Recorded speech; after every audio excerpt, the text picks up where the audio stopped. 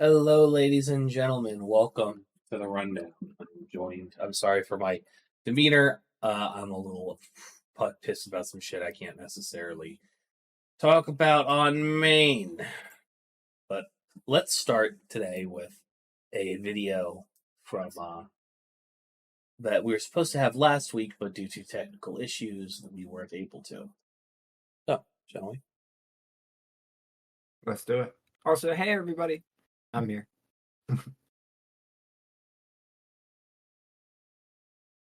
He did it. He scoped out this. What's the most illegal thing you've ever done? My boy, he did it. He scoped out this. I'm my name Curtis. My boy Curtis. Whoa! Why? You don't have to do any of this. Why are you doing that? It's just your voice. Nobody knows who this is. He knows what this is. Curtis, if you listen to this, it's your fault, man. Curtis and Ralph. Go ahead. So they playing out this house, like they're telling me, yeah, we scooped it out, we scoped it out and everything. So cool. Like, easy, Wait, you quiet. can't hear shit? I don't even see it. No. I thought you were preparing the video. There we go. No. I got it now. I'll restart it all 30 seconds in. Sorry to the listeners, but I apologize. What's the most illegal thing you've ever done? Sorry, guys. My boy, he did it. He scoped out this. I'm my name Curtis. My boy Curtis. Whoa! Why? You don't have to Why? do any of this. Why are you doing that? It's just your voice. Nobody knows who this is. He knows what this is. Curtis, if you listen to this, it's your fault, man. Curtis and Ralph. Go ahead. So they playing out this house, like they're telling me, yeah, we scooped it out, we scoped it out and everything. So cool, like easy, quiet neighborhood, nobody there. I'm like, all right, whatever. When we get there, we bring it to the house. Tell me why there was nothing but old alcohol, like wine, but all expired. I said, what is this? Cops coming. We ran. He hit the gate. I never seen the fat guy clear a gate, but he cleared it. I jumped and I went through the gate, fell, and everybody's outside, like neighbors and all. So now we have cops and everything. So y'all robbed somebody and only got old liquor and then got caught. Yes, dude. This dude told me he scoped it out. He said, yeah, they have TVs, game systems. So there wasn't one TV in the house. Not one. It looked like abandoned. Like some cat lived there. Nah, yeah, fuck Curtis. Yeah. Fuck that nigga, bro. What the hell was he scoping out? What's the most illegal? Oh, Lord. Great. Listen, if you're gonna have the decency to like not check if there's a nosy neighbor or some shit, at least make sure the house has some good shit in it. See, Evan, you are a resourceful and very observant motherfucker. I know it's 10 minutes in, less than 10 minutes in, so sorry, YouTube gods. However, you are a type of person I would commit a crime with. Those type of people, no. You don't do that. Nah. The only crime I'd commit is tax evasion. That's about I'm it. just saying, you would be the person that we go into like a heist crew. That's what I'm saying. Because I'm reliable enough to get the job done, and I can keep my fucking mouth shut. And if shit pans out, it's gonna pan out. Yeah, that's fine.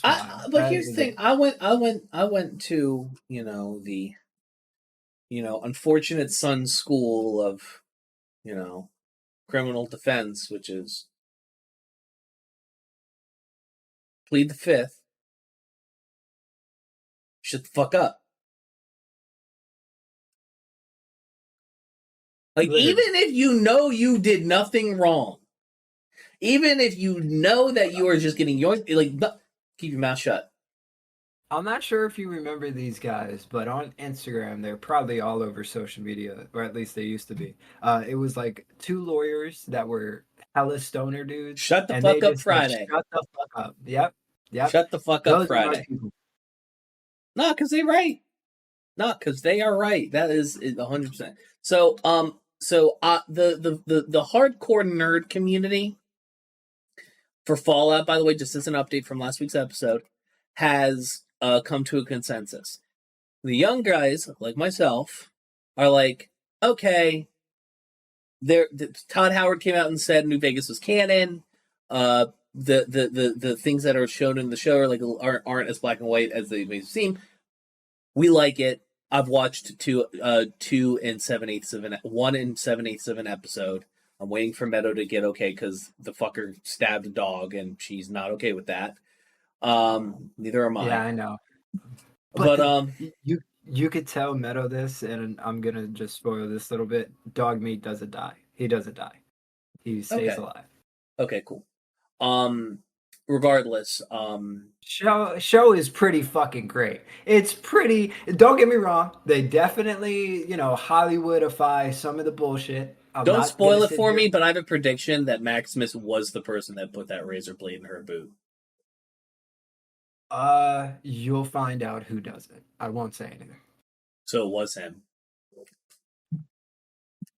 Okay. Because I had a feeling. I mean, But- interrogation scene like that was fucking. Nah, dope. that was good TV. That was just patently good TV. I think And I next. feel like- I think the next season that they're going to do with it is going to be episodic. They're not going to dump it all in one go. I don't think they were expecting it to be as popular as it was. But like, there's people like my associate of mine, YGO Devil, who is someone who's an associate of mine. He got his mom to watch it, and she's nothing video games ever, and she was in love. So, Well, I think I will say I'll give credit where credit is due with the show too. It feels like Fallout. Thank you. That's all I wanted to hear. No, I'm not saying. Oh no, make no mistake. My hangups were almost entirely with the lore shit, and that shit was like resolved. It looks like Fallout. I love their use of practical sets. Like, that's the one thing like I really, really appreciate is that the practical effects and the practical sets and the practical costumes and them cutting back on CGI at least, or at the very least having CGI that's good enough that it feels realistic. All wonderful. I will say everything following, that whole fight in Philly, they flesh it out even more. Like it's really fun. I I'm just excited find to it see your so reaction. fucking funny that they decided to put a town where everybody's always fucking fighting and name it Philly with an F. Yeah. No, Noelia said it first. Actually, it was funny because I made Yeah. her watch it with me. Yeah, no, that's great. Oh, I'm Lord. just happy to hear it because everybody was freaking out about the fucking New Vegas thing. Todd, Yeah, Howard. thank God Todd came out and said that because, like, the only people that have hangups about the show now are the old guard. And when I say the old guard, I'm talking about the people that say Fallout 1 and Fallout 2 are the best games in the franchise. Suck my dick. and Fuck you. people who are still arguing about whether or not Fallout Tactics is fucking canon. It is. Dog, there's this fucking dude. There's this guy in my comment section had me fucking. I did a 2x speed response video in a short, so I sounded like fucking Beepo Shabeepo. Oh, it was awful. This guy. Here, I'm gonna show you. And I'll show the audience the fucking comment and question that he did this shit on. So I made a video called "What Fallout game should I play after watching the TV show?" Mhm. Oh, this guy was fucking. I'll read it out to you for everybody to see. What the fuck? First, Fallout 1. Second, Fallout Resurrection 1.5. Third, Fallout 2. Fourth, Fallout Nevada. Fifth, Fallout New Vegas. By the way, Fallout Resurrection and I think in Fallout Nevada are mods. Yeah, I was As gonna well. say I don't. Now, granted, They're not I a- advocated people to play Tale of Two Wastelands because you get the atmosphere and the feel of Fallout with Fallout 3, and the world building of that and like the atmosphere of it is better than basically the atmosphere of any other Fallout game. But then if you want like the meaty RPG in the same save file, you can just go to New Vegas. Oh, okay. All in the same save file. And then he says, 6th, Fallout 3 and Tale of 2. After that, you can go with the rest. The trash. The thrash. the Everything else is thrash. absolutely wrong advice. You can add Fallout Senora somewhere after New Vegas. I respect your content and your time, but I will disagree with it and dislike it for good reason. And then somebody well- said, gatekeeping level 300 with this comment, and he says, 9,000, not 300. And I'm like, I had to go, and I made a short reply because I had to go Beepo Shapipo mode because 60 seconds wasn't enough. Yeah, I think now I'll be honest. I feel like I was a part of the old guard when Fallout 76 came out. And No, the old guard was very, very much like I'm talking about like the 90s. Let me fuckers, explain yeah. to no. Let me explain to you what I mean. I mean that Fallout is a single player game. Fallout is not supposed to have multiplayer. That whole thing.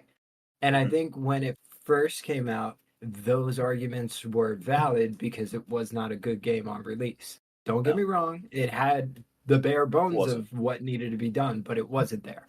No, it wasn't. And then they updated and updated. And I'm a big believer in Cyberpunk 2077, you know, and you're a big believer in No Man's Sky. So we both believe in games being able to come around that curve and actually being good. If a game has good bones, and it could be debated whether or not Fallout 76 has good bones. I think that like the game itself is perfectly fine in that regard. Its biggest struggle is the engine it's built on. Like if it played as smoothly as like a Fallout 4, then yeah, it'd be fine. But it doesn't. It's the rubber banding of the effect of it is rough, and I really wish that they would release an offline mode to play. There's not Like- offline yet? That's crazy. Here's the thing. You know how they could do it? They could make you connect to the internet to log into the game. You have to maintain that login connection, but everything else is just done in the world, and all it's doing is just checking if there's any type of like other like service that's like fucking with the game in real time. So it's like contained. It's just everything you need is hosted on the fucking like client side. I got that. But but to your point, like it's the same reason why like I don't have faith in a game like Starfield, because Starfield is not. I think has aspects of it that are excellent and addictive in the way that Bethesda games are. The problem is that you're constantly jerked out of that by having to deal with with systems that are just unfucking fun and just not good to deal with. Yeah, I finally gave it a good long chance off of Game Pass. And I got to the second world where after you leave the first one, you go land on the second one. Before you even talk to anybody important, I was literally like, I'm not enjoying this. And I can't tell you what it was. It just wasn't for me. Every single time I had to be in space and maneuver and like, I hated two things. I liked the idea of like flying up to like things and docking and fighting and doing all that and being a pirate. I like the idea of like the dock. It's just the actual mechanics of the space combat was not enjoyable to me. But you know what? I could get over that because I don't like space combat in general. I don't like it in No Man's Sky either.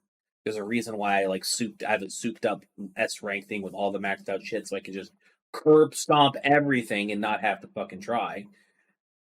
The biggest problem for me is the fast travel system. Yeah, the not really being able to explore as much as you want, having to fast travel to one location. There, to me, is no point to just touch down on a planet just to explore, which sucks. Second, anything that is procedurally generated, there's a range. If it's a man-made structure or something, that's one thing.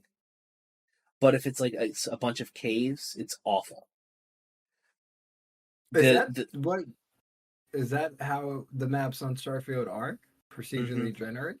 All of the maps are procedurally generated except for the handcrafted components and settlements and stuff like that. Now the handcrafted components, like always, are stellar, and they feel good, and they give you that fantasy. And I like the idea of a new game plus, in the sense of like, because I don't know if you know that Starfield has a new game plus. Yeah, I know it's different universes. Sorry, spoiler, everybody. I didn't know that, but whatever. Basically, but basically in a nutshell, it's the things that feel really great about Starfield are the handcrafted components of it. Everything that's procedurally generated is kind of ass, and like you could see this on a certain level with Skyrim, right? Like what are the best parts of Skyrim? All of the handcrafted components. What was kind of cheeks? The Radiant quests. Like the things that just like pick a place, pick an item out of a pool, make a quest and go do that. That's fine, maybe like it's cool with like the Dark Brotherhood Forever, where it just picks a random not essential NPC or some shit that you can go murk. But at the end But of the day, it makes me think everybody is drinking Jonestown fucking Kool-Aid, because I'm like, yo, what is everybody's favorite part in Fallout and Skyrim? I'm sorry, Elder Scrolls. Walking around and exploring. Why would you take that away? That is what people expect out of a everything Bethesda in the experience. game, everything in Bethesda games is built to foster that exploration and just like exploring shit and trying shit out. And Except for Starfield. except for Starfield, because Todd Howard wanted a lot of fucking planets and all that thing. And you know what I would have fucking taken? I would have taken, and hear me out, I would have taken a game roughly the size of Skyrim, except the different holds are just parts of different planets, and the rest of the planet can be procedurally generated in the same way that it functions right now. It's like you have, at the end of the day, it really is just like, it didn't need to be 1,000 planets. It just needed to be like 5 or 6 good ones with lots of stuff built in them. If they could, if somebody, and the thing is, we're not even going to get a mod that just condenses the entirety of the game down to like a handful of planets and systems. Well, like, this is what I've always The thought. mods, nobody wants to mod Starfield because they say it's fucking boring. Well, again, this is what I've felt since fucking the release of Minecraft. I don't think people actually genuinely want limitless possibilities. Because at a certain point, you just become bored. You don't get more creative as you continue to play the same experience and do the same things over and over and over again. And even if you're, breaking out of the original mold and actually doing shit that is, 3-dimensional, 4-dimensional, whatever it is, after a while, you're still just placing blocks. You're still just killing enemies. I feel like there's too much of an emphasis on trying to make everything, so massive that we can't even comprehend it, because most of us won't even make 25%. All right. So that's why that's a good segue. Like, Pal World recently has done an update, right? I haven't had a chance to like hop back into it yet. I've been preoccupied with other like little projects and stuff. When did the update release? Because I'm just trying to figure out if I played it or not. I could tell you.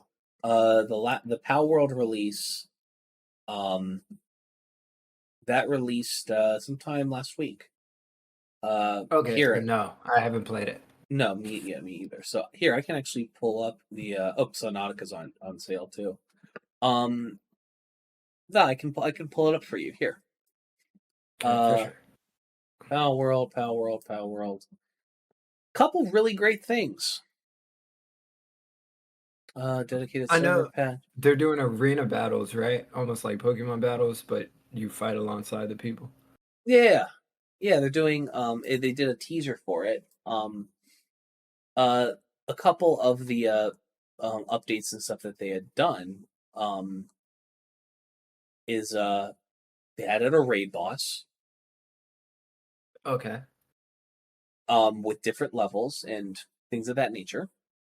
They added training manual items, so you can now give experience to your pals. These drop in dungeons. They added ancient technical manuals, which give you ancient technology points. They added recovery meds, which allow you to slowly recover your HP over time. They added the Homeward Thundercloud, which allows you to teleport you to your nearest base. They added ability glasses, which, while equipped, you can see a pal's stats before you catch them. Mm. They added a new passive called Mercy Hit, where pals with this passive cannot reduce enemies' HP below 1 when attacking. Okay. Kelpsy now produce pal fluids on a ranch. Dumond can now produce high-quality pal oil at a ranch. You can now reduce the weight of metal ore while riding a Serpent Terra. Increase the amount of ore dropped while riding Astagon. You can now raise up pal's rank to the maximum with a single synthesis using the pal essence condenser. Condensation progress is now accumulated in individual pals. Negative pal statuses will now be resolved after spending some time in the pal box. Quality life updates. And, Shit like and, that. and it keeps going and going and going. I'm not going to go through all of it here, but like, Please at don't. at the end of the day, like, Pal World is itself like not necessarily a randomly generated thing. It's handcrafted. At least the base world is. And they also added an ore. Mining spot that you can build. Oh, nice. Yeah, which as a higher level player, I am building immediately because I need it. I need that. But by and large, at the end of the day, I've been talking about this a little bit on Nerd News, which is another podcast those listening can go catch us on. You can go check that out at HIMediaTV/Nerd News. Listen to it on the app. I get an extra 10% boost in ad revenue when you listen to it through the app. Games today, like the $40 and below price range, is really where like a lot of excellent, high quality, and rewarding experiences are at. I'm sorry, Meadow and I haven't slept. I've been going to bed at like 2 a.m. for the last 2 days, and I haven't taken a nap today, so I'm fucking dying. Oh, I'm up since yesterday, so I feel you. I feel you. But yeah, it's just start like this, like. Don't get me wrong. Like the stories of Bethesda games have always been in service to the exploration of the world, to the next set piece. Yeah, but I gotta be so real with you. Outside of things like Spider-Man, I'm only naming games that I played recently, so don't get mad. You're good. Spider-Man, Jedi Fallen Survivor, all Armored Core 6. You played Armored Core 6? How was that? I fucking love that game. I know it's not your style, but I would urge you to play it. If nothing else, the visuals are beautiful. It's a gorgeous game. And it's nothing like other FromSoft games, which I really fucking appreciate. But you will rage at some of these bosses if you get it. So just be aware. I'm noticing that, like, outside of the AAA developers that everybody trusts with their life, undoubtedly, Insomniac Games, fucking Bungie prior to the Destiny fucking money grab, all these other trusted fucking gaming things, everything coming out $70-$80 now. Did you see Star Wars Outlaws? I heard that it was just a $70 game with a lot of microtransactions and not worth the time. Nope, wrong. Star Wars Outlaws coming out this year. Coming out, I think, September or August. It looks like a great Star Wars game, but you want to know how much the digital deluxe and digital ultimate edition cost? At least $100. So the basic is $70, where you just get the game.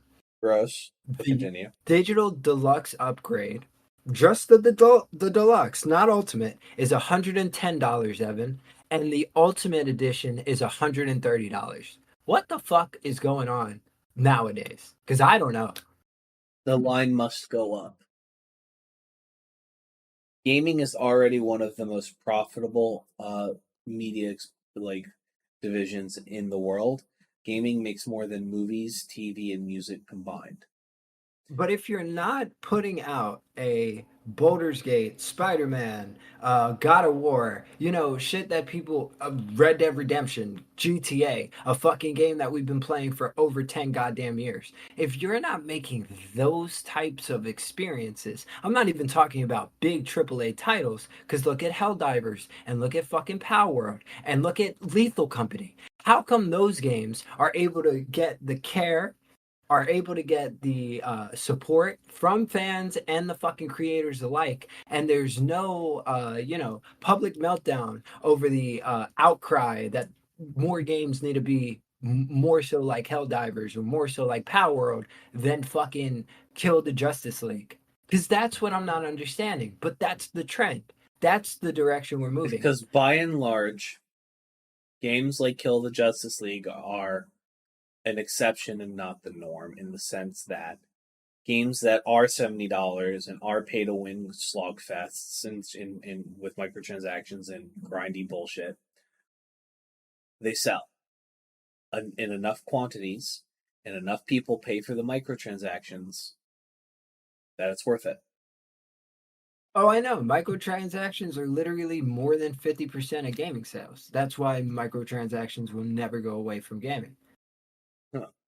But if you notice, all of the games that do really well either don't have microtransactions in the case of Content Warning, Lethal Company, Oh Dear, and Palworld, and if they do, they are respectful. They are very much optional to the point where it is not going to be if you have to spend money on this, you either don't play the game enough or you just don't give a shit.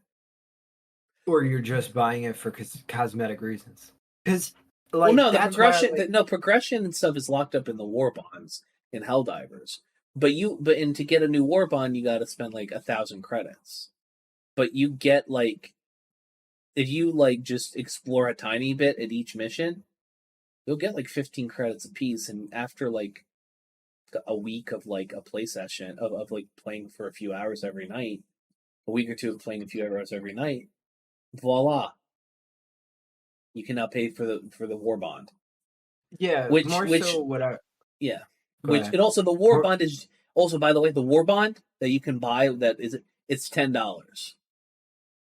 Well, that's what I'm saying. I'm saying things like take Street Fighter, for example. They have battle passes almost every month, but it is strictly cosmetic items. Nothing to help you in game, literally just to change how your character looks. And if you love the game that fucking much, you should spend the money on a microtransaction. I'm not against microtransactions. I'm just saying, why are we creating games that is not an experience of itself, that is being marketed with something that you don't get at launch as something to buy now?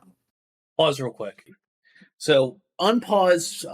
We just had a whole conversation separate that had to happen for other reasons. I think we were talking about Fallout 7. You were talking about Fallout 76. It started as a mid game, and we were talking about no. We were on to other stuff. It's okay. Let's just new convo.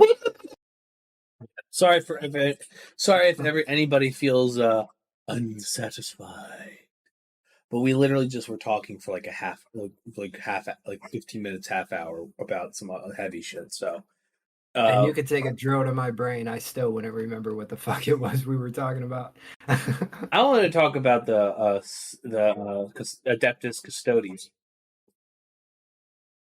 Do you know what Warhammer is, Brian? Yes.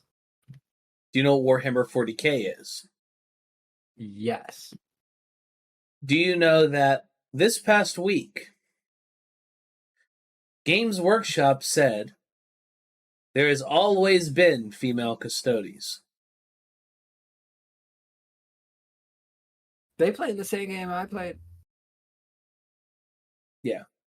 So, to be clear, for lore reasons, there is really no reason why there couldn't be female custodies, and because Which if you ones wanna- are the custodies? Because I don't know the lore gold like that. the gold ones that are about 6 inches shorter than the Primarchs, the Sons of God, and these are the ones that are just on Terra, and they're stronger than the Space Marines. My whole thing is, From a lore perspective, it makes sense. There really isn't any reason why female custodies shouldn't exist. Female Space Marines might have been a harder sell, all things considered, but that's what I thought we were talking about. no, So that's why I was custodies are what like the the fuck? above them. Custodies are above them. Custodies are made in fucking test tubes, dude. Like I they're don't know made. shit about Warhammer. I hope you know this. Yeah, I know of it. But the reason we're talking about it is because like the The chuds fandom is are going losing crazy. their mind. Well, here's the thing: Warhammer has gotten pretty fucking large over the last few years, especially in the wake of the pandemic, when people were really Yeah, but I bored and can't wanted be shit the- to do. I can't be the only one who looks at that fucking fandom and doesn't think toxic masculinity. No fault of their own. No, make no mistake. Games Workshop last year had to put out a statement saying, "Hey, the Imperium is about hate, war, and hatred. Warhammer is not. Fascists are not welcome in our thing. Bigots are not welcome." And the reason why they're doing this is because there's a lot of new people have gotten into the fandom. Lots of new people that aren't just 30-something-year-old white men. Who play Younger with dolls. people. No, I'm kidding. No. Call it what the fuck it is. Because here's the thing: I'm interested in Warhammer. Would if I had the money, I'd go buy a fucking, Kill Squad pack and I'd paint that shit for fun. 100%. I'd do that. And you said you're playing with dolls. Damn fucking right. Look at this shit I painted. I put it on a shelf. And I don't want to fucking, but like, I'm not so insecure that you can say that and it's an issue. Yeah, you'll start Oh, crying. some men are, and the fact of the matter is that like they put out a short story with the first on record female custodies, and like and here's the thing: they say, "Oh, it's a retcon." They've retconned this shit 374 times since like last weekend. So I don't want to fucking hear it. Like they retconned this shit all the fucking time. Yeah, but not to defend these idiots because they're fucking stupid. But I will say, if you have 20 plus years of all your, entries in your universe or whatever, the fucking books, the fucking games, whatever it is, and not once you've seen a bitch, you can't sit there and tell me that they've been there the whole time. Like, there's not one story. Well, you want to know why they originally they were actually talking about it? Do you want to know why? Back in the 90s, they were saying, "Why don't we make female custodies?" It was because some fucking executive was like, "We already have all the models made. We're not printing them with boobs." And the thing is that like armor with boobs and shit, the only those don't really exist anymore. The ones that do is like the Adeptus Sororitas, but they're like warrior nuns, and it's kind of part of their aesthetic, and it's kind of fucking rad. There's really no reason the only reason you would know that, the only way you would know that a custodies have are the stories written about them. And just because, and the thing is that the way that the lore and the stories and stuff in Warhammer work is a living history. It is the stories of this world are 40,000 years old. There are innumerable stories, innumerable things all over space-time with here that just are there custodies? Are some of the custodies women? Sure. Because because you know what? Because they haven't fucking talked about them. And also, my thing is that here's the thing: I am, if nothing else, a gigantic lore nerd. And there are certain things, there's certain lore things that are set in stone, and there are certain lore things that are not. And there are Real certain quick, things that can are I just, ambiguous. I So just want to tell you, go for it. just very quickly, I think you fucked up because you talked to the wrong person about this. I genuinely could not care less about the lore. I just want to play Space Marine 2 because that shit looks fucking fire. And it got delayed. It does look fun. Oh, it got delayed? How? You know what you should play? You know what I think you would hold you over? Bolt gun. No. I saw it. Really? I have no interest in it whatsoever. Really? Unless it's something like Hades or fucking Dead Cells. I'm not really into that type of game. Like, I wish I was. Is it on Game Pass? Probably. Let's see. I'd check and give it a shot just for funsies. Okay. For sure. Yeah. Like 'Cause, if it's on Game Pass, you might as well fucking try. It'll hold you over till you get Space Marine. Oh, And I should tell you this. So Just to go back to Fallout for a second. Fallout 4 is like $5 on fucking PlayStation right now. go get it if you don't already own it. Oh, I brought it. You're out of your mind. They actually just released some new content too to it, which should be pretty cool. Next gen update 2. Oh, it is. Okay. Yeah, I'll I'll have give to it a try. I actually was thinking about maybe going back and doing a Fallout 4 playthrough and actually playing it for real this time and just doing I don't know, man. spending a disgusting amount of hours with it and having fun. I just don't feel like it has what's it called? There's a problem with games and keeping longevity with the player. At least with me. Like, I have such a hard time playing and I don't understand it. Cause like Armored Core 6, perfect example. I'll play the same fucking mission a million times to get enough fucking money to buy every fucking piece of goddamn leg, gun, fucking middle part, whatever the fuck it is.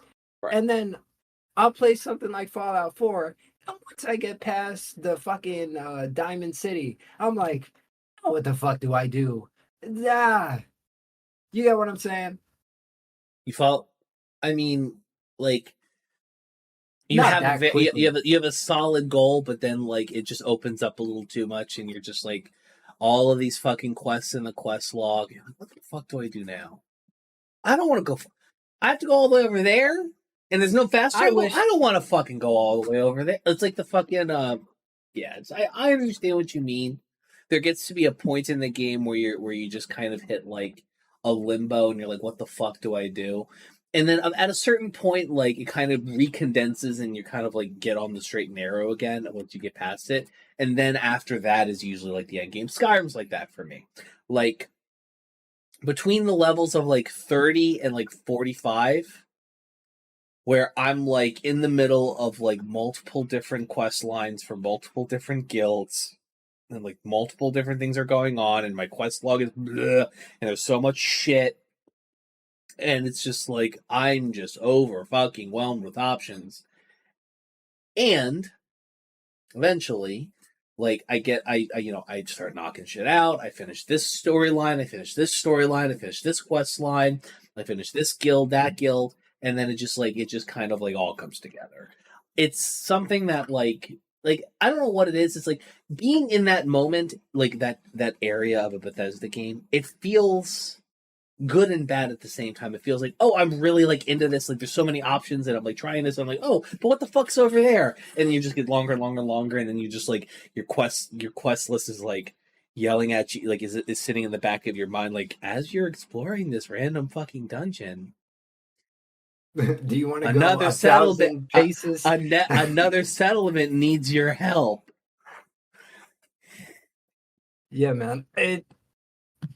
And it's really weird because I'm getting to the point where I think I just value games that respect your time. Yeah, because like you remember Assassin's. Do you remember Assassin's Creed 2? I didn't get onto the Assassin's Creed until Revelations. Okay. Well, like the And then reason I played say like two- and then I played like a fifth of 3. I played like a fifth of Black Flags, and that was it. yeah. The reason I say AC2 is because in that game they had a collectible and it was feathers. And I said, fuck the goddamn feathers. Those feathers are pieces of shit. They fucking run away when you try to get them. You can't even, you have to buy fucking maps just to get them. But you know what the fuck I did collect? The goddamn pieces of Eden so I could get that fucking Altair goddamn armor. And you bet your nigga at fucking 8, 9, 10, however old I was, fucking got that armor. Because it's like, hey, that's the fucking Mount Olympus. That's where you're trying to get to. You know, I don't need fucking 50 million pages of the same fucking book so I could actually read the book altogether. What the fuck are you talking to me about? Yeah. And also, is it too much to ask for fucking games to just do a Dragon Ball Z-esque goddamn recap? That's all I want. That's all I fucking want. I took like a 9-month hiatus on Jedi Survivor, the first game. And when I came back, I was like, what the fuck is going on here? I don't know where I am. I don't know where to go. I don't know what's happening. What do I do? Also, it's a Soulsborne type of game, right? Yeah. Yeah. So I had to learn the fucking learning curve all over again. And I was like, fuck my ass. Pro tip. If you rage quit a Soulsborne type game and come back to it later, just start over. I promise you it'll be less frustrating and more rewarding. I stepped away from Sekiro for like a month, and I got much further than I did the last time, and I hopped back into it yesterday, and I just kept getting my fucking ass beat. And I was thinking, Sekiro's also like one of the hardest fucking ones. the hard part about it is learning how to parry. Once you parry, it becomes a cakewalk. Problem is that you've got it. You're training your brain, and I don't really get parrying that much. I think I think the brain drain was like lesser because I was playing a lot of Lies of P consistently. Which, by the way, for everybody watching, Lies of P is one of the best video games that I have played in the Soulsborne genre. The only thing better than it, in my personal opinion, is probably fucking Elden Ring, because it's Elden Ring, for fuck's sake. So, but even then, the gameplay, even then, the actual like combat flow and gameplay of combat in Lies of P is better than Elden Ring. Mm-hmm. But that's just me. Yeah, at the end of the day, gaming's kind of fucked. Where I think what's probably going to end up happening is that we're going to see the AA industry kind of booming. I think we're going to see we're going to see a lot of studios that very much are do well without a publishers. Independent studios are going to do quite well. FromSoft is a good example of this, or at least ones with hands-off publishers like FromSoft. Larian Studios is another one. They don't have a publisher. They're hands off. You're gonna but they fumbled. They fumbled their shit so bad. How so? Not doing anything for Baldur's Gate 3 post-launch. Outside of obvious patches and shit. I'm saying expansions or anything, and then to also not do anything. They've been hinting that they weren't that Baldur's Gate 3 was going to be its own cohesive thing and not going to have anything else. Which, don't get me wrong, they made more money than you and I could dream of. They made enough money that every single employee of Larian Studios could go buy 3 islands. They made more money than fucking No Man's Sky did in Hello Games. They're fine money wise. The thing is though is that they just the consensus is that the people working on the game didn't want to fucking work on Baldur's Gate anymore. They'd done it. They were still patching it. Like, they don't want to make anything new again.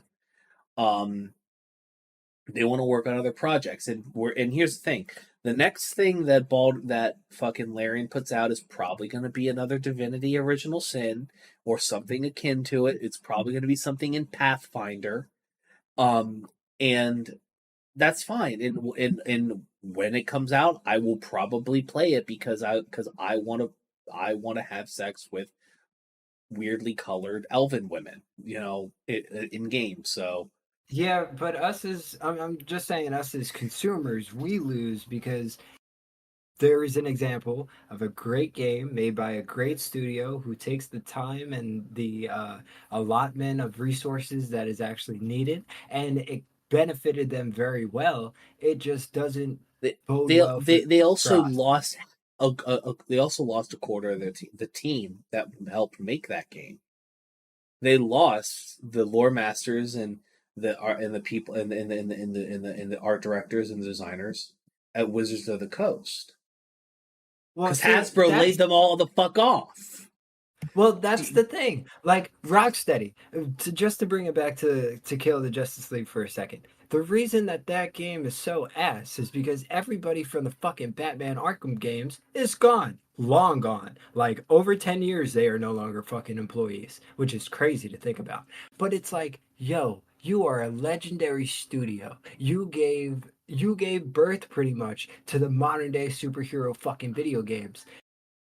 How did you fumble the bag that fucking badly? Ship of You made Theseus. this. Ship of Theseus. It's a Ship I of Theseus thing. I'm just saying, like, I don't understand if it is just great talent, how it doesn't seem like a game studio can get talent onto the fucking business side of the shit. Because that would be my first guess. Well, it's because it's for a couple reasons, right?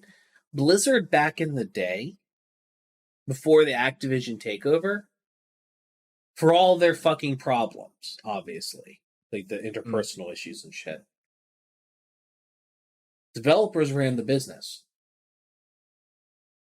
Like, the people who were in charge of the business were developers or people with development background. It's why is Boeing currently in the shitter right now, just to go into current events. It's because Boeing is run by marketers, business people. When before their merger back in the 70s, they were run by the engineers. The engineers understand the importance of a high, quality, of investing in talent, and they understand the importance of making sure that talent is being held to a high standard. When you have business people whose only concern is short-term quarterly gains, everything else is willing to be sacrificed. And when talent is and people are the only reason you are able to make these fantastic experiences, when a Bobby Kotick is like, paying, like, doing shit like, you walk in this room, like, everybody, 1 2 1 2 as you're walking into the building, and then everybody who's a 1 goes over here and you go sit at your desks, and over here go over there to that room, you're all get fired, and doing shit like that, right? Like, functionally, at the end of the day, the problem is ultimately that unless the people who make the final decisions are the people have a background in the shit that's being done, the business is going to have a long, slow, arduous decline unless they fix their shit. Blizzard used to be one of the best video game studios in the world. Boeing used to have something like 80% of the world's market share for, commercial aircraft. But when you let dickhead nepo babies with a marketing degree come in and run shit, don't be surprised when they run it into the ground, because they don't know what the fuck they're doing. All they're able to do is cut costs. All they're able to do is make a balance sheet look good. And while, yes, that might work in the short term, at the end of the day, all that's going to be left is a bunch of shitty products, a crippled business, and wistful remembrances of what used to be. True. I guess. We're living through it. Yeah, we are certainly living through it. Yeah. Give me money at HIMediaTV/tip. And go follow Brian at it's underscore or Nope. sorry, I was mixing you and Sean up. Go follow Brian at Instagram.com/Brian no.2 Brian. I'm sorry, I'm very tired. I'm tweaking. Links in the description. We're here. Stick around for a little bit, Brian. We'll chit chat a bit after the recording, but Don't forget to kiss your mother. I don't understand that reference. I'm saying it to the audience. Maybe a hug is okay if you don't feel comfortable being a grown-ass adult kissing your mother on the lips. Kiss your mama, little baby boy. I know for a shit you fight me if I gave you that same advice. I kiss her. Doesn't make her any less of a bitch, though. You said it. I know, and I meant it too. Anywho, I'll catch y'all later. Have a good one. Love you, man.